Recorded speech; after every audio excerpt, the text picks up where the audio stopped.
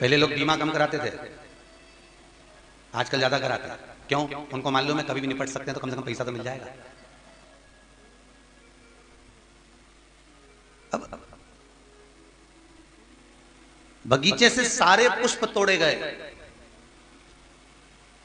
गुलाब के सारे पुष्पों को निकाल लिया गया, पर एक पुष्प उस पौधे पर लगा रहा। कोई ने कहा ये अच्छा नहीं लग रहा, कोई कह रहा है ये ठीक नहीं है, कोई कह रहा है बहुत छोटा है, पर उस पौधे पर एक पुष्प रखे रहने का कारण केवल इतना था कि उस पौधे को भी मालूम था कि कोई भूले चुके से आएगा और बहुत जरूरतमंद अगर आएगा तो उसको ये पुष्प प्राप्त हो जाएगा, और ये कहीं मैं परमात्मा के चरणारविंद तक पहुंच जाऊंगा, कहीं किसी वीर सैनिक की समाधि पर चढ़ जाऊंगा। वो पुष्प को भी कारण केवल आपके पड़ोस में रहने वाला व्यक्ति कोई डनलप के गद्दे पर सो रहा होगा, कोई एसी के रूम में सो रहा होगा, और हो सकता है आप टूटी खाट पर सो रहे हो सकता है साधारण पलंग पर आप सो रहे होंगे, हो सकता है पंखा ही आपको प्राप्त हो।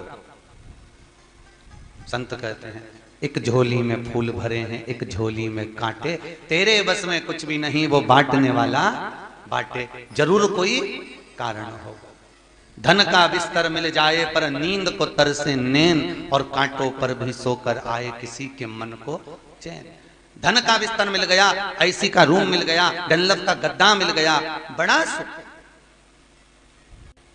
अच्छा तुम देखना तुम्हारे साथ भी होता होगा, तुम्हारे साथ जिस दिन तुम्हारे यहां बहुत काम रहेगा, जिस दिन बहुत खिलारा रहेगा, बहुत काम का टेंशन रहेगा, बहुत काम पड़ा होगा, उस दिन तुमको थकान बहुत ज्यादा होगी और नींद ऐसा लगेगा थोड़ा आधा घंटा और सो लो, 1 घंटा और सो लो। और जिस दिन तुम एकदम फ्री रहोगे, तुम सोचोगे अब कल तो मैं एकदम फ्री हूं, कुछ भी काम नहीं है, उठूंगी 8 बजे, मालूम पड़े सुबह 5 बजे से उठ के बैठ जाएगी। सुबह 5 सो रहा था, विचार कर कर बैठी थी कि कल एकदम, तुम्हारे साथ ट्रेन में भी हुआ होगा। यहाँ कितनी बजे ट्रेन पहुंची? ट्रेन पहुंचने का टाइम कितनी बजे का? 1 सवा 1:30 बजे का है ना। तो तुमने दोपहर में 3 बजे तुम बैठी, और बैठने के बाद तुमने सोचा आज तो बहुत व्यस्त हो रही ना, इंदौर से चली ना, उज्जैन पहुंची ने, इतना सामान तोका ने गाड़ी में धरिया, मैं तो गाड़ी थक गई, पर रात को जो सोऊंगी ना तो सुबह कुछ भी हो जाए 8:30 9 बजे से पहले नहीं उठूंगी, चाहे कुछ भी हो जाए। और मालूम पड़े इतना कचरा जैसी ट्रेन भरी गई, इतनी भरा गई कि 5 बजे से उठ के बेचारी धापों की बाई की तरह बैठ गई। अब करे तो करे क्या, 5 बजे से, और सोच के बैठी थी कि मैं कम से कम 8-9 बजे तक उठूंगी। कोई तुम्हें जगाए, कोई कुछ करे, कोई कुछ करे, पर नींद अब आए तो आए कैसे? अब पड़ी भी नहीं देती बनी कि करूं, बहुत कठिन, बहुत कठिन। तो भगवान भी कह रहा है फ्री रहोगे तो नींद भी चली जाती है। इसलिए बहुत सुंदर बात कही, दुनिया के लोग सोने के लिए टेबलेट खा रहे हैं, नींद की गोलियां खा रहे हैं, हमारा एक निवेदन है, आप भगवान की भक्ति में इतने व्यस्त रहो तो शास्त्र कहता है अपने आप मस्त रहोगे और भगवान की शरणागति को प्राप्त कर लोगे। भजन करो, तुम दिन प्रतिदिन भगवान नाम का स्मरण करो। क्यों? सबसे ज्यादा अगर नींद कहीं समाहित होती है तो भक्ति के बीज स्फुटित होने के बाद में निंद्रा अपने आप वहां प्रवेश कर जाती है। आप भजन में लगोगे, चित्त स्मरण में लगोगे, ठाकुर जी की सेवा में लगोगे, भगवत नाम में लगोगे, आप रूप आपके हृदय चित्त वृत्ति में शांति का अनुभव होगा, सुख का। इतना सुकून कि अब मैं एकदम फ्री हो गई हूं, अब मुझे नींद आएगी। सही है? अरे बोलो तो, अब नींद आई। और जब जब व्यस्त रही तब तब नींद आई है। और उठाओ अपना बचपन, उठाओ अपनी जवानी, उठाओ अपनी अधेड़ी, और उठाओ अपना बुढ़ापा, सब उठा कर देखो। जब बच्चे गोदी में थे, माँ की गोद में बच्चा, और उसको वो भी रात भर सोए और माँ को नींद आए, करूं तो करूं क्या, फिर भी जगना पड़ रहा है। इतनी व्यस्तता में नींद बढ़ रही है। फिर जवानी आई, जवानी के अंतर्गत कमाने का समय आया तो भी नींद बढ़ती गई। अब सोचा था एक बार बेटे का ब्याह कर दूं, एकदम फ्री हो जाऊंगी, खूब डट के सोऊंगी। पर जिस दिन से जगदम्बा आई है, उस दिन से तो वो कहते हैं ना, काल रात्रि आए तो रात्रि की नींद उड़ जाए। अब किसी किसी के यहाँ तो काल रात्रि ऐसी आई है, सोच नींद तोड़ी पड़ी है, नींद उड़ी पड़ी। कहे अब इंद्र सुख का अनुभव कैसे करें? सोचा था बचपन गया, जवानी गई, अधेड़ी गई, बुढ़ापा बहुत सुकून से निकालूंगी, बहुत सुकून से, बहुत शांति। कठिन है,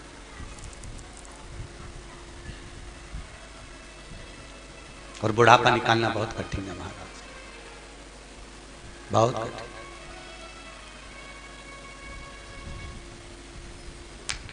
कौन कौन आया था खाटू श्याम की कथा में? हाथ उठाओ, रखिए। जहां स्टेज बना था उसके पास में 2 सोफे लगे थे, देखा था आपने? अरे बोलते जाओ, देखा था? वहां पर एक बूढ़े बूढ़े से दादाजी बैठते थे, देखा था? गोरे गोरे से थे, हल्के से सिर पे बाल कम थे। उनके 2 बेटे, उनको छोड़ने के लिए खाटू श्याम आया था। हमने उनसे कहा देख लीजिए, आपको ये नीचे का रूम है, ये ऊपर का रूम है, कहाँ माता जी नीचे रहेंगी तो पिताजी आपके ये पुरुष लोग रह रहे हैं एक रूम में, इनके लिए हम रूम खोल दिए।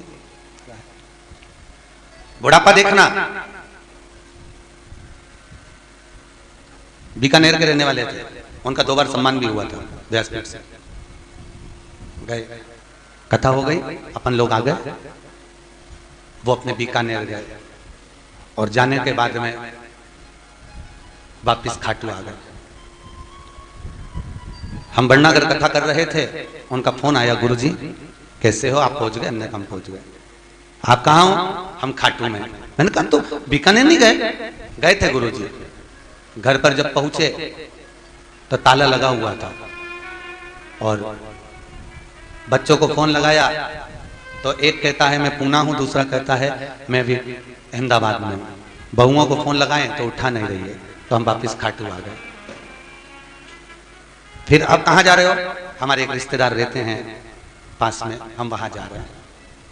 हमने कहा अगर ज्यादा कोई परेशानी आवे तो सीहोर जाओ या फिर शुक्रताल जाओ, हमारे साथ चलो, कथा सुनो और सत्संग करो।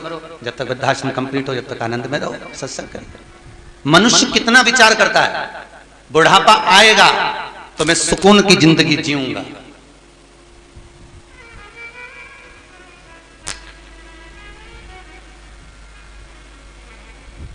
हमने उनके बच्चों को फोन लगाया, हमने कहा बेटा तुम्हारे पिताजी यहाँ खाटू में रह रहे हैं, जयपुर वाली धर्मशाला में ठहरे हुए हैं। कहा गुरुजी वो अब बुढ़ापा आ गया ना, तो सत्संग करने दो उनको। तो बेटा घर तो के बुढ़ापे में तो वैसे भी वानप्रस्थ में रहना चाहिए, तो यहाँ रहकर करेंगे। ठीक, व्यक्ति सोच रहा है, विचार कर रहा है। फिर निवेदन करूंगा, जिस गांव में पानी की कमी होती है वहां की फसल बिगड़ जाती है, और जिस घर में संस्कारों की कमी होती है वहां की नस्ल बिगड़ जाती है। और मुझे पूरी उम्मीद है आप अपने बच्चों को अच्छा संस्कार देना। हडिया जी मैं बड़ा खुश हूं जो आपके बेटे बहू यहाँ बैठकर कथा का रसपान कर रहे हैं, और ये भारती भाभी के संस्कार हैं आपके बेटे और बहुओं में। हम कहेंगे कि आप कह रहे होगे कि भारती भाभी तो चली गई, पर सत्य कह रहा हूं अभी तक उनको मोक्ष नहीं मिला। जब तक वो 7 दिन की शुक्ताल की कथा नहीं सुन लेती वो कहीं नहीं जा सकती। ये पक्का, ये पक्का। संस्कार दिए हैं बच्चों को, और आप जितने अपने माता पिता का आदर करोगे, मेरा मुख्य लक्ष्य, कई लोग कहते हैं गुरुजी आप माता पिता पे ज्यादा बोलते हो, कई बहुओं के फोन आते हैं, मैसेज आते हैं कि गुरुजी आप बहुओं के लिए कुछ नहीं बोलते, जब बोलते हैं माता पिता के लिए बोलते हैं। हम कहते हैं तुम माता पिता की सेवा कर लो, तुम्हारी औलाद तुम्हारी सेवा कर लेगी, हमें तुमसे मतलब ही नहीं है। हम तो केवल इतना करें, तुम झुकोगे तो दुनिया तुम्हारे आगे झुक लेगी, तुम आदर करोगे दुनिया तुम्हारे आगे आदर करेगी। और मिलिट्री वाले मिश्रा जी आए हैं, उन्होंने अपने बच्चे से कहा जाओ थाली उठाओ। आज बच्चों में हम संस्कार डालें तो सही, मंदिर तो ढेर बन गए, और मंदिर में केवल एक पुजारी घंटी हिलाता है, आरती करता है, और आरती तब करता है कि कोई घंटी हिलाने वाला मिल जाता है, तब आरती करना प्रारंभ करता है। कोई घंटी वाला भी नहीं मिलता। क्यों? क्योंकि बच्चों को हम संस्कार नहीं दे पा रहे। मंदिर तो बना दिए, देवालय तो बना दिए, पर बच्चों में संस्कार कहां से लाकर डालोगे? महाराज वो संस्कार डालकर डालने की आदत डालिए, बच्चों में कुछ ऐसे पुट डालिए। ये नहीं कि बच्चों से भी कहो कि कथा हो रही है तीर्थ में चलो, तुम भी चलो। नहीं मम्मी मेरे पास फुर्सत नहीं है। उसको समझाओ बेटा जीवन है, कम मनुष्य का शरीर किसको मालूम है? कोई 60 साल का जीरा, कोई 40 साल का जीरा, कोई 100 साल का जीरा, कोई नहीं भी जीरा। जीवन का क्या ठिकाना है? चलिए। एक बार जगत गुरु शंकराचार्य जी किसी के यहां भिक्षा मांगने के लिए गए, विराजमान।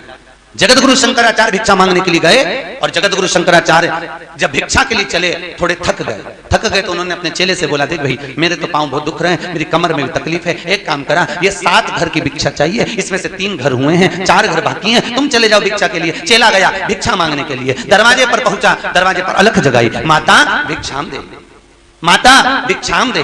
माँ अपने बेटे को लेकर आई, बोलो बाबा तुम्हें भिक्षा में क्या चाहिए? माँ भिक्षा तो बाद में देना, प्यास बहुत लग रही है, हमको पानी पिला दो। माँ ने बेटे से कहा, जा बेटा अंदर से पानी लाओ। बेटा पानी लाया, माँ के हाथ में दिया, माँ ने संत को दिया, संत ने पानी पिया और पानी पीकर संत ने दोनों को देखा, देखकर माँ ने पूछ लिया, बाबा अब आप आए हो तो मेरे बेटे का भाग्य बता दो, किसका भाग्य क्या है? संत ने बेटे को देखा और बेटे को देखकर भगवान का स्मरण करा, शंकर का स्मरण करा, भोलेनाथ जी का स्मरण कर शंकर से स्मरण कर पूछा, इस बेटे का भाग्य क्या है? नेत्र बंद कर जब शिव का स्मरण कर देखा तो इसकी तो केवल मात्र 15 दिन की आयु और है, केवल 15। संत के आगे माँ हाथ जोड़कर खड़ी है, बाबा मेरे बेटे का भाग्य बताओ। संत कहते हैं, भाग्य बताऊंगा पर तू रो देगी। बाबा बोलो तो सही।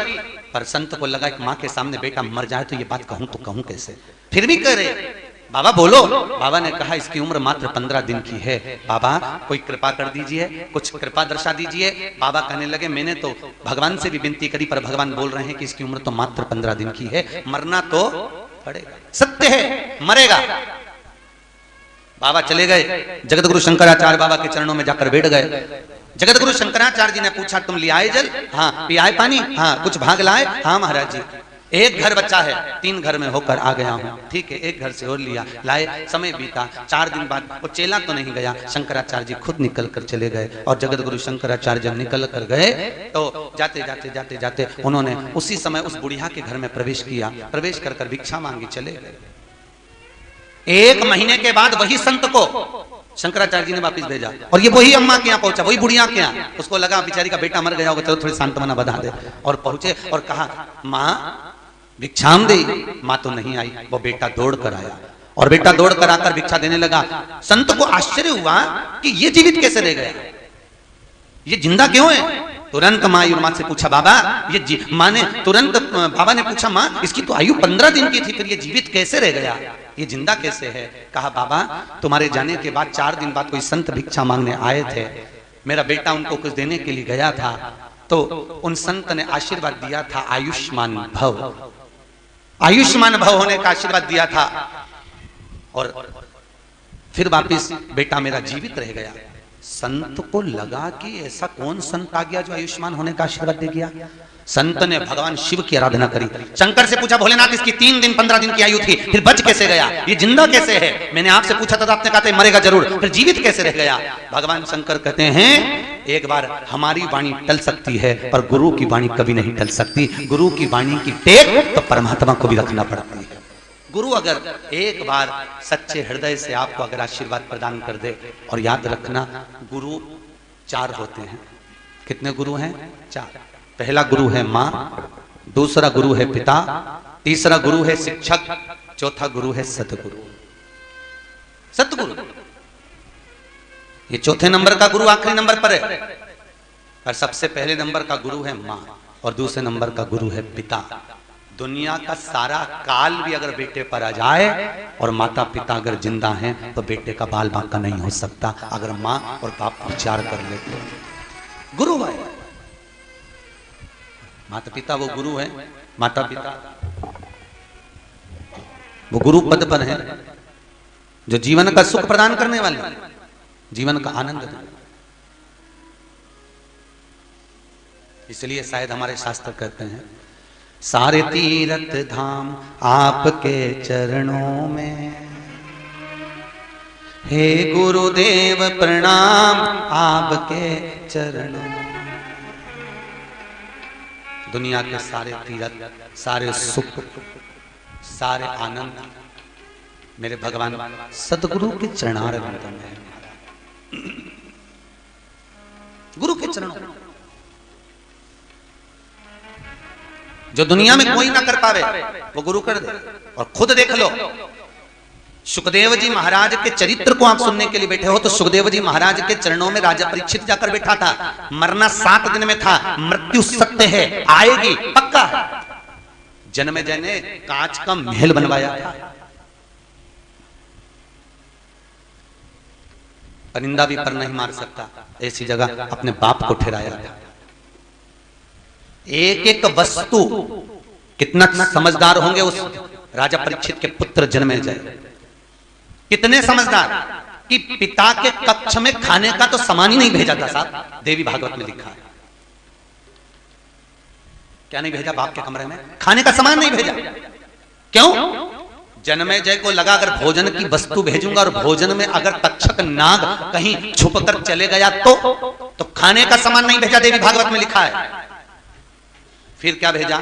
पानी को भी छान कर, कपट छन कर जल को भी भेजता था तो 7 बार वस्त्र से छान कर भेजता था। कपट छन।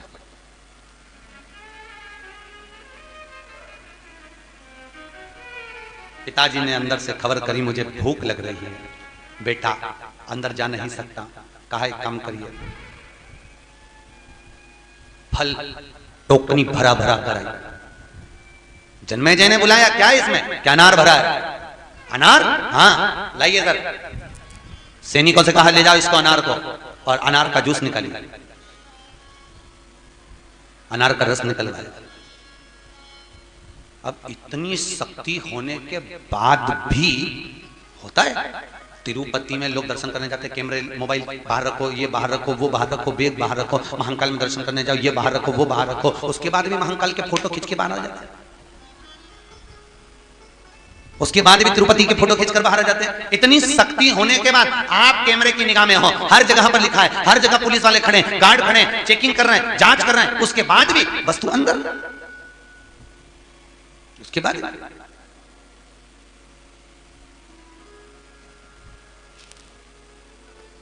जब इतनी जांच हो रही है तो सामान अंदर आया कैसे, पहुंचा कैसे?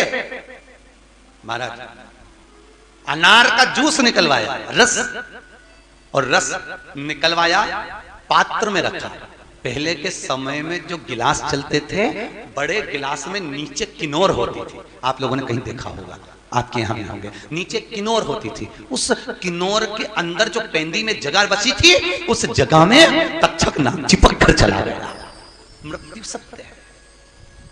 फल खाने को नहीं दिया, अन्न भोजन में नहीं दिया, कोई वस्तु अंदर नहीं जाने दी। देवी भागवत कहती है कि उस भागवत का चरित्र वर्णन करता है, जब तक्षक को जाना था तो एक फल के जूस के गिलास में नीचे पेंदी में चिपक कर चले गया। मृत्यु सत्य है, मृत्यु सत्य रहेगी, अजर, ये कोई टाल नहीं सकता। कई लोग कहते हैं हम अभी तबीयत ठीक नहीं है, कथा में कैसे जाएं, कुछ हो गया तो तू तो इंदौर रहेगी तो भी हो जाएगा। अरे सही है कि गलत है? और ट्रेजर आइलैंड इंदौर में पलासिया से आगे तो है, ओल्ड पलासिया से रास्ता गया। याद है आपको कथा?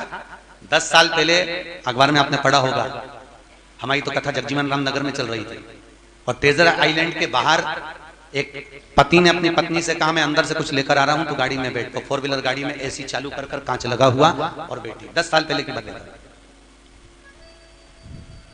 गाड़ी में एसी में बैठी थी, आराम से मैगजीन पढ़ रही होगी।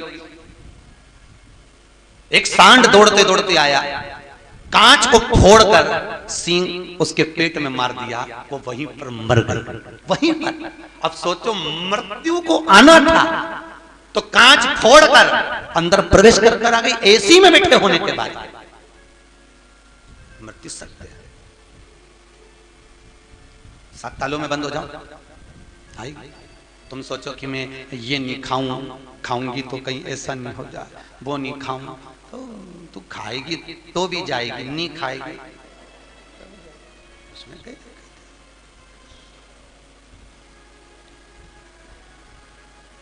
जयपुर के घंटा घर के पास में तनु नाम की लड़की रहती है, तनु दुबे।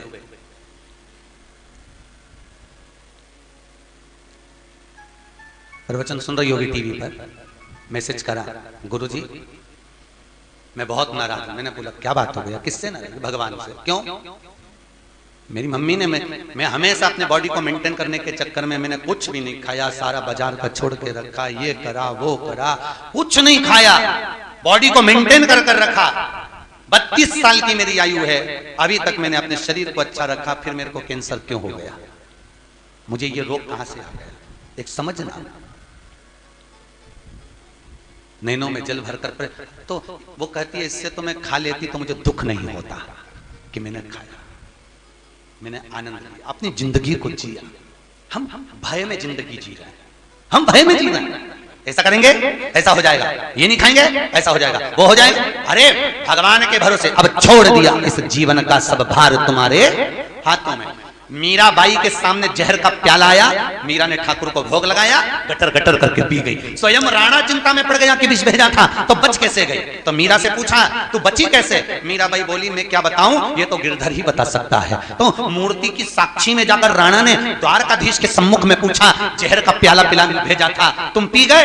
इतने में पीछे खड़ा हुआ एक संत कहता है जब वो पूतना का दूध पी सकता है तो ये जहर का प्याला क्या लग सकता है साहब? उसको समर्पित कर कर जो धारण किया जाए, उसको समर्पित कर कर अगर जहर भी पिया जाए तो उसमें भी स्वाद आ जाता है। महाराज स्वयं तरुण सागर जी महाराज गोलोक धाम पहुंच गए, स्वर्गीय श्री तरुण सागर जी महाराज कथा के रसिक, प्रवचन के रसिक, जैन संत में उन्होंने एक बहुत सुंदर काव्य लिखा। उस काव्य में लिखा एक व्यक्ति घर से परेशान हो गया, परेशान होकर बाजार में गया, जहर खरीद कर लाया, खा गया, बच गया,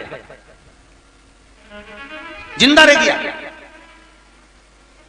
उसने सोचा अब जिंदा रह गया, चलो कम से कम बच तो गए, खाया था ठीक है। तो उसने सोचा अब जिंदा रह गया, चलो मिठाई खा लो। बाजार गया, मिठाई ली, खाया, मर गया। क्यों? जहर भी नकली था, मिठाई भी नकली थी। जिस जहर को खाया वो नकली था, सर ही निकल